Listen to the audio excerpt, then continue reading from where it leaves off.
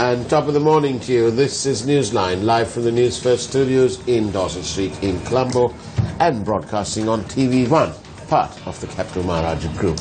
And this morning, to discuss a very important matter, is Dr. Paikiasothy Saravanamuttu, from the Centre for Policy Alternatives. Good morning. Very good morning to you, Doctor. And what do you make out of all what's happening in the country at the moment? Yesterday was a spectacularly, shall we say, disastrous day. We had ministers walking out from a press conference that was discussing the Hambantota report. There was, and then they postponed that signing. Then there was news that the Constitutional Council matter was being temporarily put on hold or suspended or so on. And then we had the news about the investment or the contract of a private company from the United States to help Sri Lanka's parliament in various matters. On top of all that came the publication of the special report from the consultation task force. That's right. And that seemed to be the best news of all. Obviously, you're the secretary of that, but what's your take? Is it good news? Is it a good recommendation? Is it something that can be implemented? Well, I think there are some good recommendations there, most definitely, and as secretary, I suppose I would say that. I think they can be implemented. I mean, I just want to remind you that in terms of the 4 mechanisms that have been identified, they were identified by the government of Sri Lanka: Office of Missing Persons, Reparations, Truth Commission, and accountability mechanism comprising a special court and a special counsel. Now, these have been identified by the government of Sri Lanka in the first instance, have found themselves into a resolution at the UN Human Rights Council, which the government of Sri Lanka co-sponsored. So, in that respect, this is a report and recommendations in respect of proposals initially forwarded by the government of Sri Lanka. I see. Is it going to take, let's say for somebody who's lost some members of their family and so on, how long will it take between investigation and a possible action in a court, hybrid or otherwise? Well, I mean, that depends entirely on the case, right, and the availability of hard evidence sufficient to convict, So it's not going to happen fast. Yeah. I think that we can assume. Also, one must remember that with regard to, say, for example, disappearances, there have been so many commissions, including the last one, the Padmagama Commission, which has over 20,000 odd filed cases. So there is a lot of material that, for example, will have to be gone into in the first instance, before there can be any kind of indictments or convictions. So it is going to take a bit of time. I mean, it's not going to happen fast. But certainly, if there's a political will, one can proceed. And if there is sufficient capacity and resources. With regard to bringing the legislation to set up the mechanisms, I'd just like to remind you, I mean, for example, the legislation with regard to the Office of Missing Persons was prepared and sent fairly fast, even whilst the consultations were going on. However, at the same time, the legislation has been passed, but the office hasn't been gazetted, so no one can be appointed to it. True. Whilst we're speaking, we've got many questions from our viewers on a matter that concerns political will. Let's just take that story, and we'll come back to this very important matter that we're talking about. And yes, indeed, viewers, we will be playing you this clip. Let's start by listening to our dear Prime Minister last night. Newsfirst කියන ආයතනය කියනවා මේ Volkswagen සමාගමේ ආයෝජනයක් නැහැ කියලා Western Automobile Assembly සමාගමට. ඔක කොහාට යන්න වැඩක් නැහැ මගෙන් එවන්න මං කියන්න නැහැ කියලා. This is Prime Minister Ranil Wickremesinghe, who's just saying that I just saw that Newsfirst had quoted Volkswagen saying that the company does not have any investments in the Western automobile company. You don't have to ask them, just ask me, and I would have told you that there's nothing to that effect. I think the Prime Minister is mistaking himself to being the chief executive of the Volkswagen company in Germany. And he goes on to say that in 2015 we said that we need to bring in a Volkswagen investment. But at the end of 2015 and the beginning of 2016 we realized that Volkswagen was at the center of a major controversy and they were under investigation. Well, the fact is this. At the time that the BOI signed an agreement with a company who are the agents of Volkswagen in Sri Lanka, a question was posed at that very ceremony asking where the investment was coming from, and very specifically whether it was Volkswagen who was making the investment. The answer was no, it was not a Volkswagen investment, but it was an investment by the local agents. Asked if it was going to be FDI, whether it was foreign funds coming in, the answer was no, it was locally available funds. Well, that is what it was at the beginning, at the time that the BOI signed the agreement.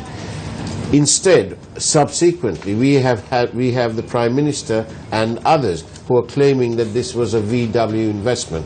How on earth VW would want to make an investment in Sri Lanka for the export of small vehicles is beyond most comprehension, because their plant in India already has exported over 1 million small cars to the South American market.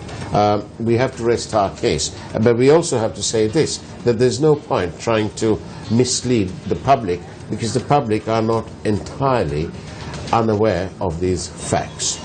And thanks to the internet and so on, most of these facts are freely available. Perhaps that has missed the Prime Minister's attention. All we have to say is this, that some ministers are appointed to high office. They're not even elected. They're appointed to high office, and when the questions get slightly tough, they decide that the best way to do that is to walk away. The problems, of course, and the people's concerns do not necessarily walk away. If there is a political will, it can happen. But otherwise, the questions will carry on and they won't stop. We'd just like to say that. On this other note, on this task force of reconciliation for which you're here, Dr. Sara, are you worried in the slightest that some of these matters, like the hybrid courts and the foreign judges and so on, that they may impinge on our sovereignty? No, I'm not at all. I mean, I don't see any problem as far as the sovereignty of this country is concerned. I mean, if we are going to be sort of hypersensitive and insecure with regard to sovereignty, we're not going to be able to move forward at all. I mean, let's face it, we do have problems with regard to capacity, problems with regard to the trust and confidence of our own citizens in the institutions that we have, because they have been corrupted and politicized so badly over decades. We seek foreign assistance on a number of fronts. Why not on this as well? The objective here is to be able to provide justice, to reverse the culture of impunity. There are citizens of this country who firmly believe that the judicial system is in some way biased, that recent judicial decisions as well confirm that as far as their perceptions are concerned, and therefore that we need international participation which will provide some kind of guarantee to them that if things are not going as they ought to, if there isn't due process, that at least one person will come out and say so. You know, and that's the problem here. I mean, in our recommendations, for example, with regard to the special court, we have said that there should be an international judge, at least one international judge on every bench. Yeah, but secondly, we have said that, look, once the trust and confidence is built up, once the issues with regard to capacity are bridged, then internationals can be phased out. a couple of questions arise. Does that mean that there is a lack of trust in the entire local process? Well, on the basis of the consultations that we had across the country, this is an opinion that is predominant in the north and east, but it is not exclusively one that is held in that part of the country. There are any number of cases that people will cite, even outside of the north and east, to show that they have problems, they have doubts with regard to the judiciary. Now, their perceptions may be wrong. Yeah, you may say to me that, look, those are perceptions and that's not the reality. But the question here is this, is that what we are trying to achieve here is justice, reversal of the culture of impunity, and reconciliation. People have to be satisfied that the institutions that are being given the responsibility in respect of reconciliation are credible. Or is it that this Sri Lankan government, the current one, is pandering to the ideas and thoughts and processes of the Western powers? No, I don't think. I think that's a rather silly accusation, to be perfectly frank. That every time one talks about, one faces the honest truth, which is that there are problems with regard to trust, confidence. There are problems with regard to competence. Every time that one faces them fairly and squarely, this whole question of sovereignty and pandering and all of this comes in. This is absolute nonsense. No, yesterday on this program, on Newsline, we had Director of the Asian Human Rights Commission based in Hong Kong, Basil Fernando, who said that before all this, the real need of the hour is a robust investigation of the matters that went ahead, that is supposed to have happened. Isn't that more important than sorting out the judicial process which will come at the end? Well, what we have said in the report and what the government is talking about is setting up, yes, a court, which we have recommended should be hybrid, and also a special counsel's office. That special counsel's office will be charged with the investigation, with indictment, and bringing that case to court. Yes, of course. Before we get to the court, there has to be the special counsel's office, there has to be the investigation, and we have made recommendations in respect of that as well. Is it how I'm trying to work out the level of frustration of friends and family of various people who've said disappeared, been killed, or they don't know to bring them closure. Well, I mean, when this whole consultation process started, the immediate response that we had from people was frustration, bitterness, anger. That, look, here's yet another talk shop, yet another commission. We will come and tell our tale of war, of suffering, etc., and nothing will happen, because that has been our experience in the past. When they came to realize that this was a consultation in respect of what they thought these mechanisms should be in terms of structure, powers, and functions, they were quite happy, and they made the point to us frequently that, look, this is the first time any government has come and sought our views on these questions before policy has been carved in stone. Yeah, so that was something that was a definite plus as far as this whole process was concerned. So yes, I mean, they want action, they want results. But in order to be able to get that action and results, one has to have a due diligent process through which the action and results can be achieved. Now it says here that the office of the special counsel should be established without delay. Its powers, functions, relations to other mechanisms clearly established and made public. This office of the special counsel, is that likely to be a local person? Well, it could be a local person with assistance from internationals. Yes. And I think that's probably the best way to go. If it's an international, if it's a foreign person, a non-Sri Lankan, would that necessarily mean that we need to get approval in Parliament, a amendment in the Constitution? No, I don't think it requires amendment in the Constitution as such. But if there is an opinion that says that it does, and everyone agrees with it, just go ahead and do it.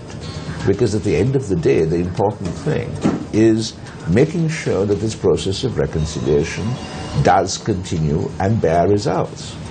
Because as you have said as well, the people are waiting for results. There's been bitterness, frustration, etc., because they haven't had any results so far. Is there some form of danger, Doctor, that these people, the victims, or the people suffering, and continuing to suffer, that there's a danger that they are being used as sort of props to fulfill a wider agenda of interests that are now based outside the country?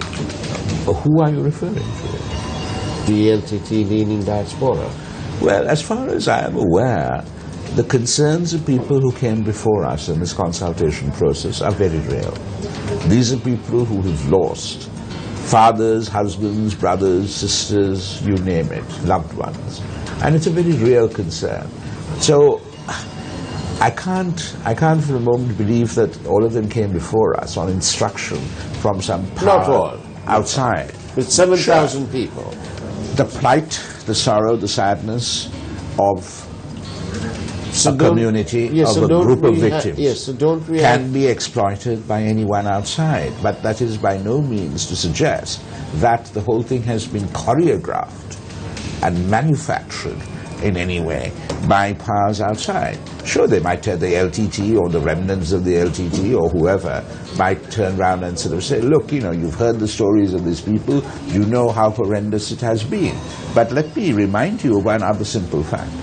In our consultation process and in this report, we also report on what people said about the LTTE.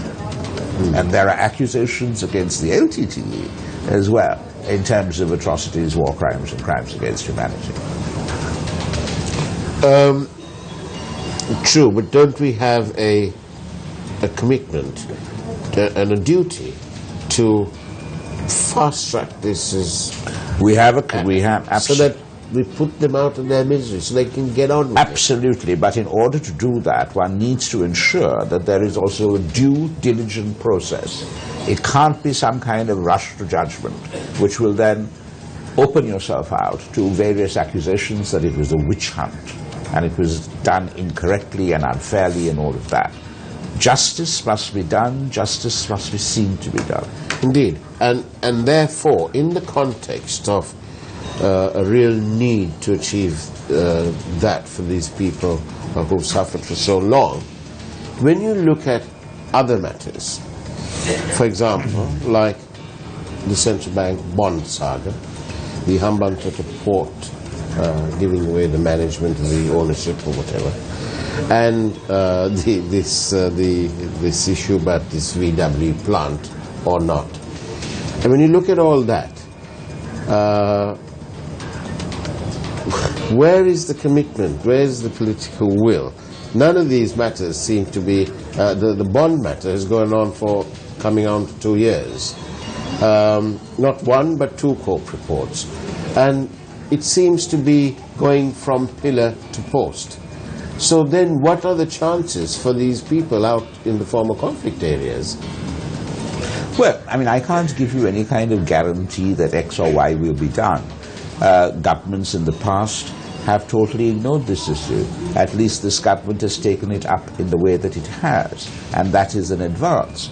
Thirdly, I wouldn't actually compare the bond scam or Hambantota or whatever with what has happened to these people. They have been suffering now for 9 years. No, we're not talking about that. What we're talking about is the will of this government to sort out issues.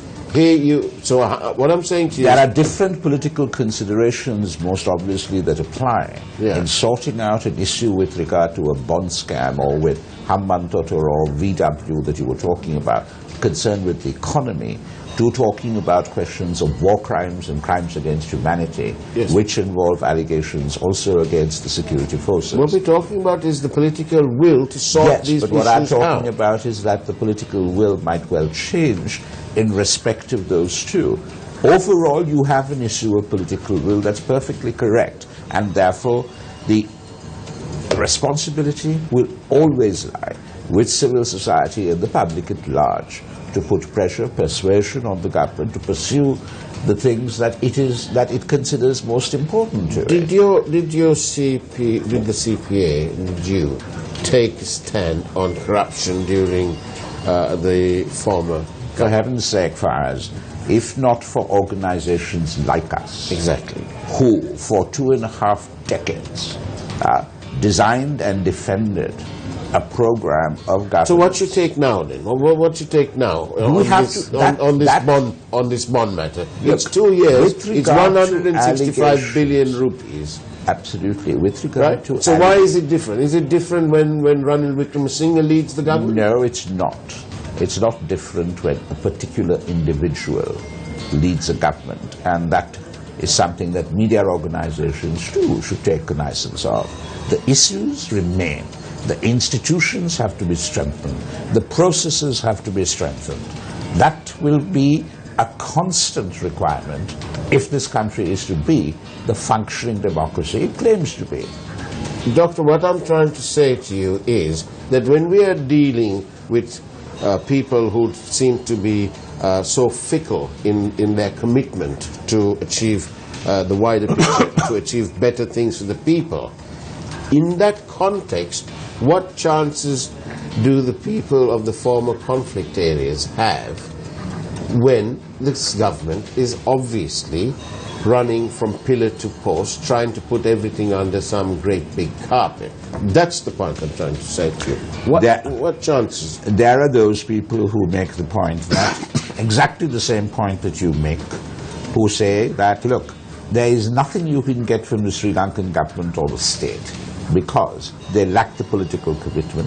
They are not interested at all. They also say to me that they're all a bunch of crooks. And that they are a bunch of crooks.